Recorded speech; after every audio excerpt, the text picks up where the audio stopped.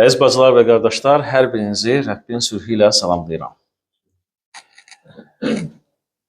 Hər birimiz bu günləri bura gəlmişik ki, ən birinci Rəbbi izzətləndirək. Onun sözlərindən qulaq asaq və nəinki sadəcə qulaq asaq, həmçində onu həyatımızda icra edək. Məktəb illəri yadıma düşür və məktəb vaxtı yadıma gəlir ki, müəllim soruşanda ki, dərsə kim cavab verəcək və yaxud lövhəyə tərəf kim gələcək, dərsləri kim bilmirdisə nə edirdi? O saat gizlənirdi ki, oradakı tək məni çağırmasın, haradasa gizlənirdi ki, görməsinlər. Və o söz deyəndə ki, bu saat dərsə cavab verəcək və fikirləşirdi jurnala baxanda, hamısı mikroinsult keçirdirdi orada.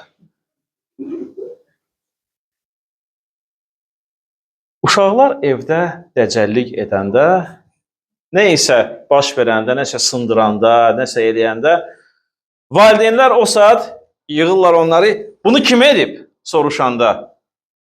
O zaman sizcə uşaqlar nə deyirlər?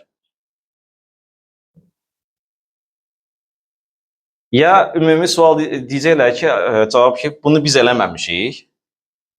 Və yaxud da ki, hər biri çəkilir qağa, bunu mən eləmədim ki. Yəni, mənim günahım yoxdur ki. O saat uşaqlar bir-birinin üstünə atırlar da. Deyir, bu mən deyiləm. Nəyə görə? Cəzalanmasın deyə. Deyir, bu mən deyiləm, bu odur. Yəni, insan elədir ki, pis şeyi heç vaxt götürmür özlərinə. Bilir ki, axı döyüləcək axı, cəzalanacaq. O saat deyir ki, bu mən deyiləm. Yarışma gedir. Baxırsınız, məsəl üçün ki, hansısa musiqi bir festivaldır və yaxud da ki, hansısa bir idman yarışmasıdır və orada axırda deyək ki, indi prizdimi və yaxud medaldımı, hansısa bir diplomdımı veriləcək və o saat o jürilər baxırlar və deyirlər, deməli, bu medala layiq görüləcək və hamısı orada baxıram, görürəm ki, əllərini yumurlar, beləncə dayanırlar ki, bir dənə mənim adımı çəkilsin də. Nə olar ki, bir dənə mən olum da. Hamısı dayanırlar ki, bir dənə mən olum. Niyə görə? Yaxşı bir şeydə hamısı istəyirlər ki, onunki olsun. Amma pis bir şeydə bu mən deyiləm.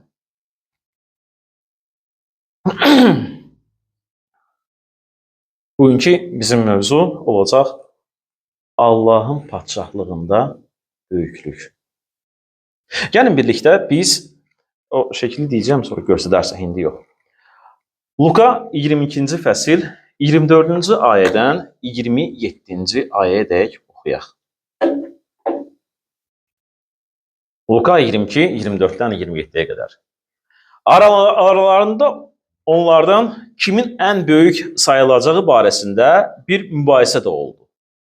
Yəni, şagirdlər bir-birinin arasında başladılar mübahisə etməyə ki, bunlardan kimdir ən böyük?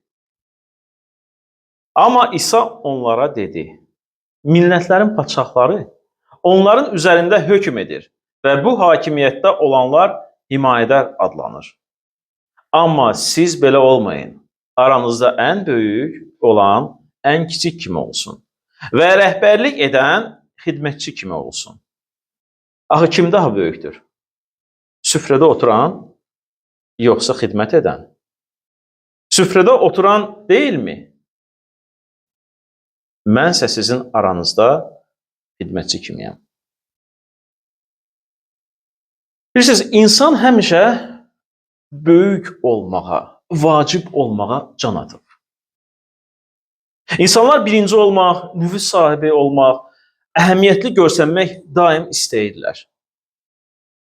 Biz bunu həyatda görürük. Biz bunu siyasətdə, biznesdə, təhsildə, idmanda və hətta dini mühitdə də görürük. İnsanların bir çoxu diqqət mərkəzində olmaq, tanınmaq və ucalmaq arzusu ilə yaşayırlar. Maraqlısı odur ki, İsa Məsih tamamilə ayrı bir yol göstərir. Bu mətnin özəlliyi ondadır ki, şagirdlərin böyüklük haqqında mübahisəsi ən uyğun olmayan bir anda baş verir. O demək deyil ki, bu söhbət onların arasında əvvəl də yox idi, var idi. Əgər biz diqqətlə Markın müjdəsinə baxsaq, biz görəcəyik ki, bu hadisədən də qabaq Zəbedeyev qardaşların anası yaxınlaşır İsa Məsihə deyir ki, Rəbbi, səndən bir xahişim var. Deyir, buyur. Mən istəyirəm ki, mənim oğlanlarımın biri sənin sağında, biri isə solunda otursun. Sizcə, bu qadını İsa Məsihin yanına kim göndərmişdi? Yəqin ki, həmin o adamlar, Yaqub və Yahya. Onlar öz analarını göndərmişlər ki, get bizim müəllimimizə deyinən ki, qoy o birimizi sağında, biri solunda otursun. Niyə? Çünki şagirdlərin arasında və nəinki şagirdlərin, millətin arasında söhbət gedirdi ki, İsa Məsih şah olacaq. Və şahlığa doğru gəlsəydi əgər o və şah olsaydı, deməli bu şagirdlər hansısa vəzifə tutmalı olmalıydılar. Və indidən Yahya ilə Yaqub daha tez çıxırlar, deyirlər ki, görürsən, axı o öz anasının sözündən çıxmadı. Anası yaxınlaşanda ondan nəysə istəyəndə Qalileyada o onu etdi. Gəl biz də anamızı göndərək. Bəlkə o qulaq asar ona. Yəni söhbət əvvəl də olub. Amma siz baxın, Lukanın müjdəsində isə göstərilir ki, uyğun bir zamanda bu söhbəti etmirlər. Çünki ondan qabaq nə baş verir? İsa Məsih indicə Rəbbin süfrəsini təsis etmişdi. O danışmışdı ki, birazdan onu tutacaqlar, onu aparacaqlar, o əziyyət çəkəcək, onu döyəcəklər, söyəcəklər, onu çarmıxa çəkəcəklər. O bütün insanlar üçün, bütün insanların günahı üçün əzab çəkib və çarmıxda öləcək və 3-cü gün diriləcək. Bilirsiniz, bu şagirdlər bunları eşidirdilər, amma İsa'nın elə bir yanında deyildilər. Onun sözləri onlar üçün o zaman boş idi. Onların beynində yalnız bir şey var idi. Onlardan kim üstündür? İsa Məsih indicə onlara Rəbbin süfrəsini vermişdi. O indicə öz əzablarından və yaxınlaşan çarmıxdan danışmışdı. Yəqin ki, o həmin məclis təvəzzökarlıq və düşüncə ilə dolu olmalıydı. Lakin bunun əvəzinə şagirdlərin hamısı bir-birindən kim üstün olmağının mübahisəni başlamışdılar. Bu isə hər birinin içərisində olan qüruru göstərirdi. Hadisə İsa'nın həbs olunmasından əvvəlki son saatlarda baş verir. Şagirdlər hələ də yer üzündə qurulacaq bir padşahı gözləyirdilər. Padşahlığı gözləyirdilər. Onlar taxtlar, hakimiyyət və mövqe haqqında düşünürdülər. Onların təsəvvüründə Məsih padşah olmalı, onlar isə onun yanında şərəfli yerləri tutmalı idilər. Buna görə də aralarında mübahisə yarandı. Onların arasında hansının daha böyük sayılması barədə mübahisə düşdü. Diqqət edin. Onlar Allaha necə daha yaxşı xidmət etmək barədə mübahisə etmirdilər. Onlar atanın iradəsini necə yerinə yetirmək barədə mübahisə etmirdilər. Onlar öz böyüklükləri barədə mübahisə edirdilər. 24-cü ayədə yazılıb. Amma İsa onlara dedi. Millətlərin padşahları onların üzərində hökm edir. Və bu hakimiyyətdə olanlar himayədar adlanır. Buradakı mübahisə sözü ciddi fikir ayrılığı bildirir. Hər bir şagird özünü xüsusi mövqeyə layiq olduğunu bilirdi. Bəlkə də Peter deyirdi ki, bilirsiniz, aranızda mən əsasam. Çünki məni aranızda lider kimi seçib. Mənəm əsas, mənəm daş, mənim üzərimdə hər şey qurulub. Siz mənə tabe olmalısınız, mənəm əsas. Bəlkə də Yahya Məsihə olan xüsusi yaxınlığını düşünürdü. Deyirdi ki, bilirsiniz,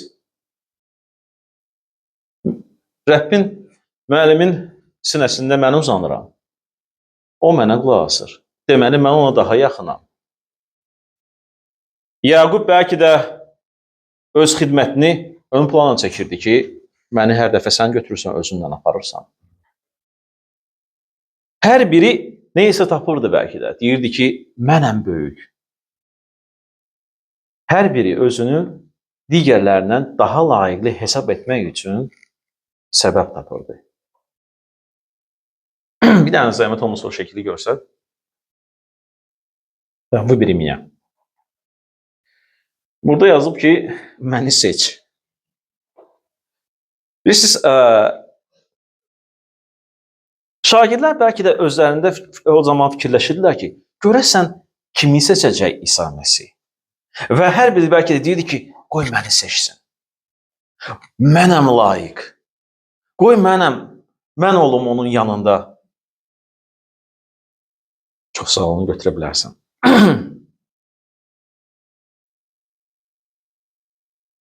Hər biri özünü digərlərindən daha layiqli hesab etmək üçün səbəb tapırdı. Bilirsiniz, bu yalnız o zaman şagirdlərin problemi deyil idi. Bu, indiki zamanda hər bir insanın problemidir. Günaha düşdükdən sonra insan başqalarından üstün mövqe tutmağa çalışır. Deyir ki, mən o birilərindən yaxşıyam. Fikir verin, Adəm nə edir? Soruşanda ondan yeməmisənmi sən o ağacdan? Nə cavab verir? Deməkdəndir ki, bəli, yemişəm. Deyir, sən verdiyin o qadın verdi də mənim onu yeyirdim. Bilirsiniz, özündən çəkir günahı. Ki, mən deyiləm. Bax, bu idi. Verdi mənə, mən də yedim. Özümüzü başqaları ilə başlayırıq müqayisə etməyə. Tərif və tanınma başlayırıq axtarmağa. İnsanların bizi görməsini və qiymətləndirməsini başlayırıq istəməyə. Bəzən bu, nəinki dünyada, hətta imanlar arasında da başlayır yaşanmağa. Biz açıq şəkildə deyirik, mən başqalarından yaxşıyam. Bəlkə də deməsək də, kiminsə bizdən daha çox diqqət görməsinə görə məyus oluruq. Başqa bir xidmətçinin uğruna həsəd aparırıq. Məsihin izzətini deyil, öz əhəmiyyətimizi başlayırıq axtarmağa. Məsihə ən yaxın olan şagirdlər belə qürurdan təsirlənmişdilər. Əgər bu onların başına gəlmişdisə, bizim ürəyimiz üzərində nə qədər çox işləmək lazım olduğunu bilməliyik. Bir dəfə Avqustin orta əsrlərin böyük ilahiçilərdən və filosoflarından biri demişdi. Hər günahın başlanğıcı qürurdur. Hər bir günahın kökündə özünü Allahdan və başqa insanlardan üstün tutmaq arzusu dayanır. Fikir verin, iblis nəyə görə günah etdi? Özünü üstün tutdu. Allahdan da üstün tutdu. İnsanlar çox vaxtı özünü başqa insanlardan üstün tutur. Və yaxud da, hətta Allahın sözü ona deyəndə ki, bunu belə et, bunu mən niyə görə belə etməliyəm? Mən isə belə istəyirəm etmək. Özünü Allahın sözündən də üstün tutur. Qürur şeytanın süqutuna səbəb oldu. Qürur bugünkü gün bir çox ailələri dağıdır. Qürur, əfsuslar olsun, bir çox kilsələri parçalayır. Qürur, bir çox imanların arasında olan xidməti məhv edir.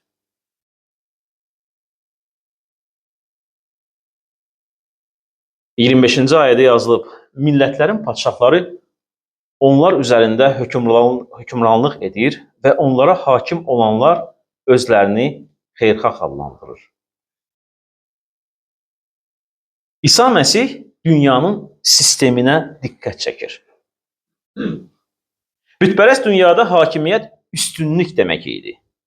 İnsanlar nə qədər yüksək mövqedə idisə, ona xidmət edənlərin sayı da o qədər çox olurdu.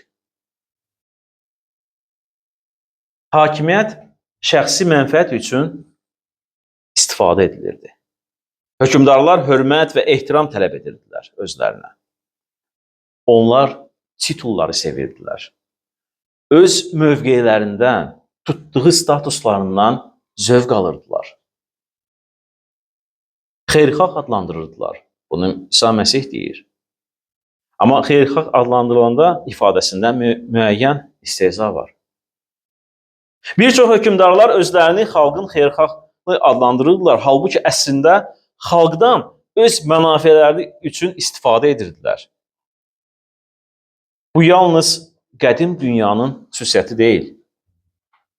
Düşmüş insan təbiəti üçün bugün də eyni şəkildə baş verir. İnsan əmr verməyi, xidmət etməkdən daha çox üstün tutur. Mən baxıram, görürəm ki, məsəl üçün bir-iki dənə tanışım var, tez-tez işini dəyişir. Soruşanda ondan ki, niyə sən işini dəyişirsən? Bir yerdə niyə görə qərar tutmursan, qalmırsan? Orada mənə rəis dedi ki, bunu buradan götür, ora apar. Bu sənin işindir, mənə söz deməsinlər. Mən öz işimi bilirəm.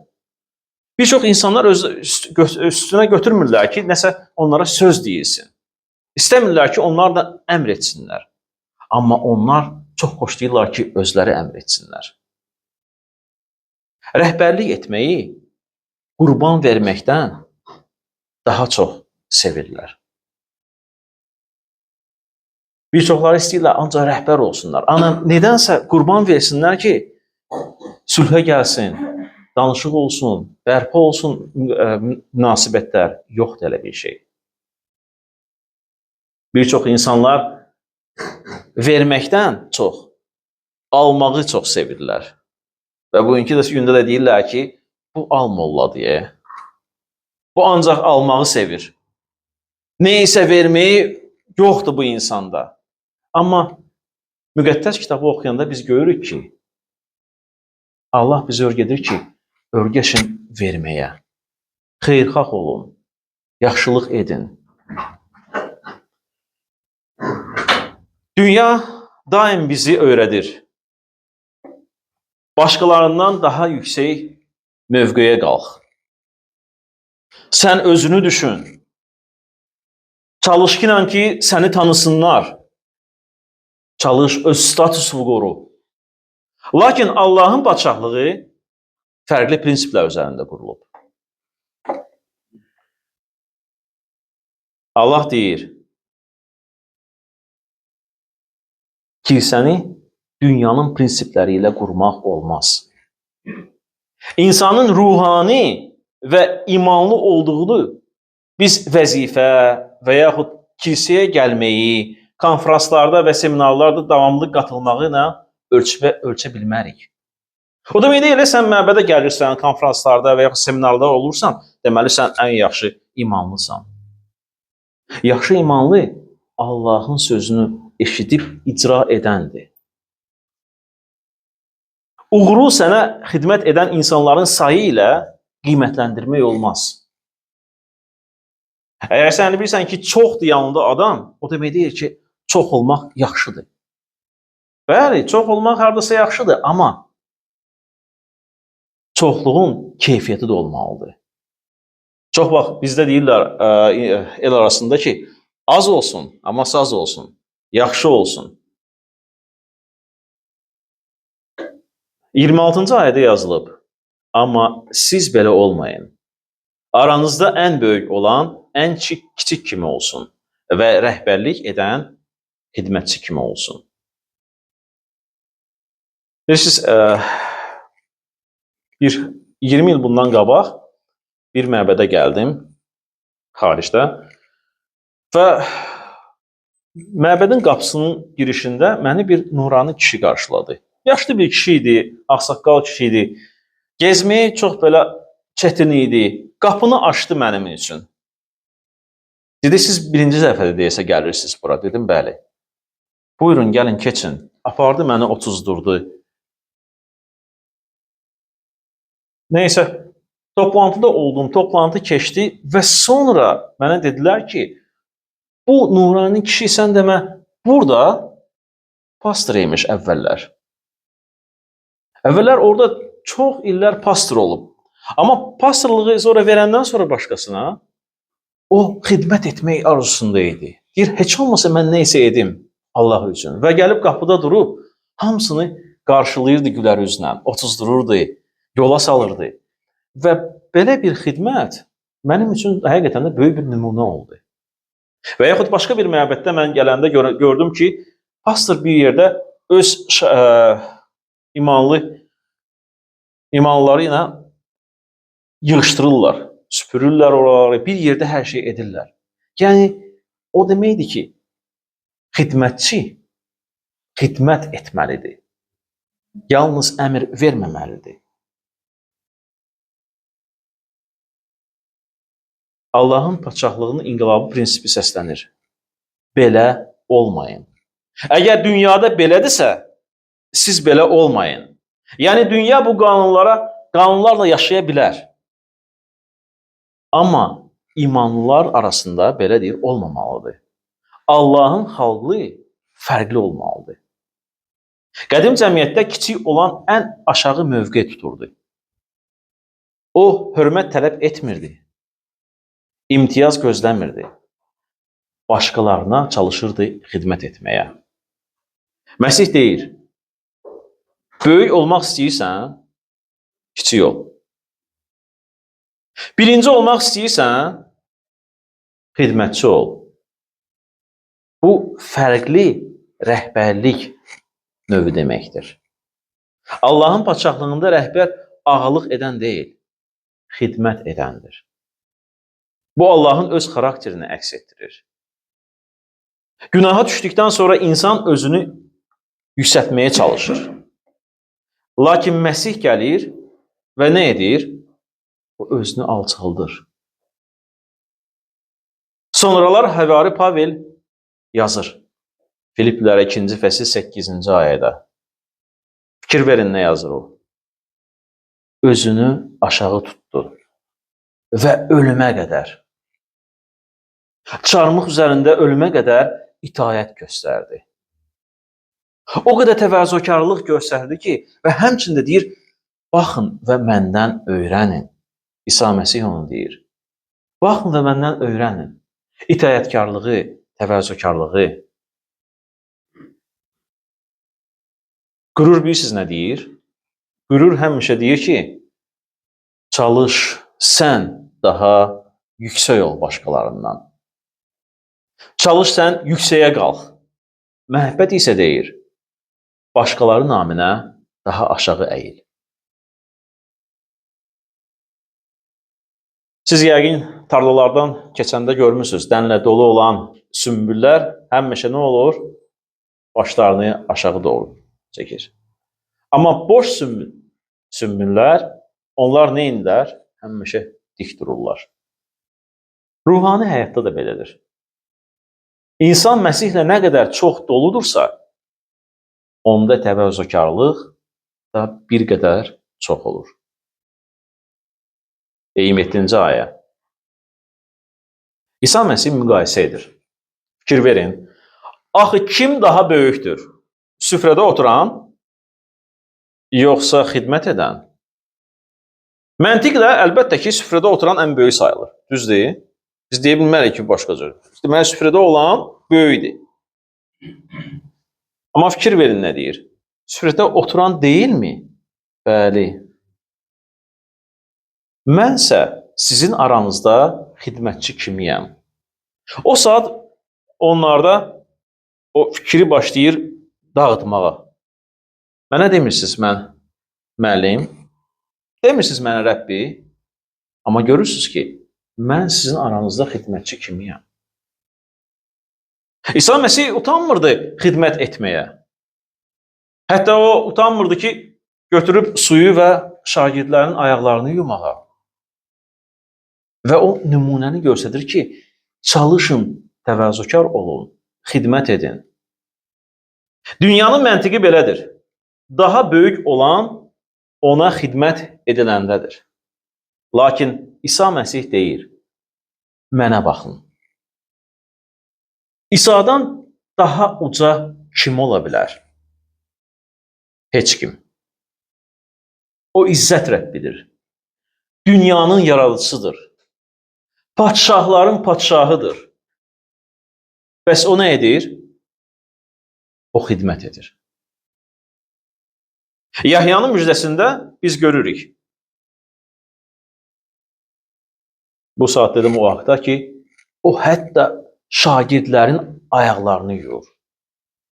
Bilirsiniz, o zaman insanların ayaqlarını kim yuyurdu? Bu adətən ən aşağı dərəcəli qul yerinə yetirirdi onu. Ən aşağı dərəcəli qul yetirirdi onu ki, başqasının ayağını yumağa. Çünki heç kim bir-birinin ayağını yumaq istəmirdi orada şagirdlər. Çünki deyirdilər ki, yəqin ki, hamısı bir-birindən deyirdilər ki, əşi, mən onun ayağını yuyacağam. Məsələn, bəlkə ayağı iylənir və yaxud çirkdi, pis. Mən onun ayağını yumalıyam. Onu qula həvalə edirdilər. İsa Məsih isə əyilib öz şagirdlərinin ayaqlarını yudu. Bəlkə o zaman, mən inanıram ki, hər bir şagird o zaman çox utandı. Həyəcan keçirtdi. Siz fikir verin, həvari Petrə nə edir? Rəbbi, mən istəmərəm. Və çalışır onu qoymasın ki, onun ayaqlarını yumağa. Burax, mən bunu etməliyəm. Nümunə göstərir ki, çalışın, təvazökar olun. Özünüzü yuxarı aparmayın. Müqəddəs olan günahkarlara xidmət edir. Bu günləri bizi müqəddəslər adlandırırlar. Düzdür, yoxsa yox? Və biz müqəddəslər günahkarlara xidmət etməliyik.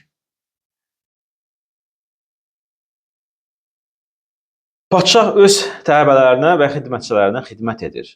Sonra isə nə edir? Çarmıxa gedir. Çarmıx xidmətin ən yüksək təzahürüdür. Çarmıxda Məsih almadı nəsə, o verdi. Özünü yüksəltmədi, o özünü alçaltdı. Xidmət tələb etmədi, xidmət etdi. Buna görə də biz öz yüksəlişimizi axtarmamalıyıq. Hər zaman Məsihə tərəf baxmalıyıq. Əgər biz çalışırıq ki, özümüz üçün yüksək bir şey tapaq ki, bizə ancaq xidmət etsinlər, o zaman sənin yolun Məsihin yolundan istiqamətini ayırır.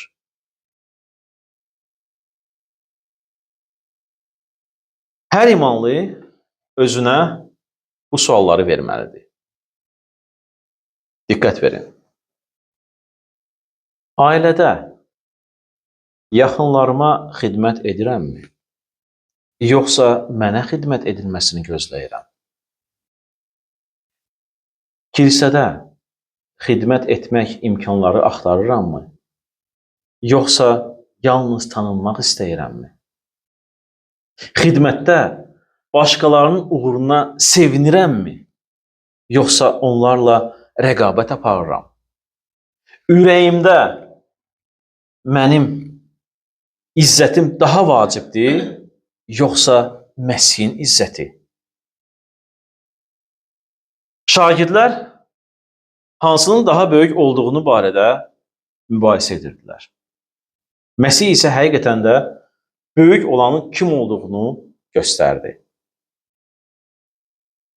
Dünya deyir, başqalarından daha yüksəyə qalx və həmişə üstün ol. Məsih isə deyir, başqalarının naminə aşağı əyil. Dünya deyir, qoy sənə xidmət etsinlər. Məsih isə deyir, özün xidmət et. Dünya deyir, öz böyüklüyünü axtar. Məsih isə deyir, mənim izzətimi axtar. Bugün ürəyinizə baxın.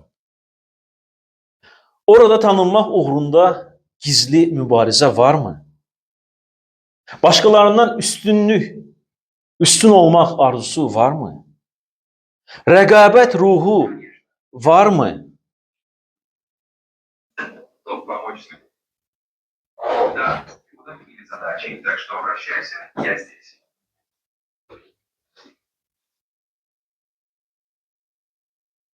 Gəlin Məsihin yanına gələk. Yalnız çarmıxın ətəyində insan qüruru ölür. Yalnız biz diqqətlə İsa haqqında düşünəndə və İsa Məsihin bizim üçün nə etdiklərini, hansı əzablardan çəkdiyi, bizim üçün qan axıtdığını fikirləşəndə, bizim üçün ölüb və dirilməyi haqqında fikirləşəndə, o zaman sən, mən, qürurumuz başlayacaq ölməyə. Yalnız xidmətçi Məsihə baxdıqca həqiqi böyüklüyü başlayır öyrənməyə. Və o zaman kilsə insanların mövqe uğrunda mübarizə apardığı yer deyil. Məhəbbətdə, təvəzzökarlıqda və bir-birinə xidmət yarışdığı yer olur məbəd. Luka 22-27-də yazılıb. Amma mən sizin aranızda xidmət edən kimi oldum. Qoy Rəbbin bu sözləri hər birimizin həyat tərzinə çevrilsin. Amin. Amin.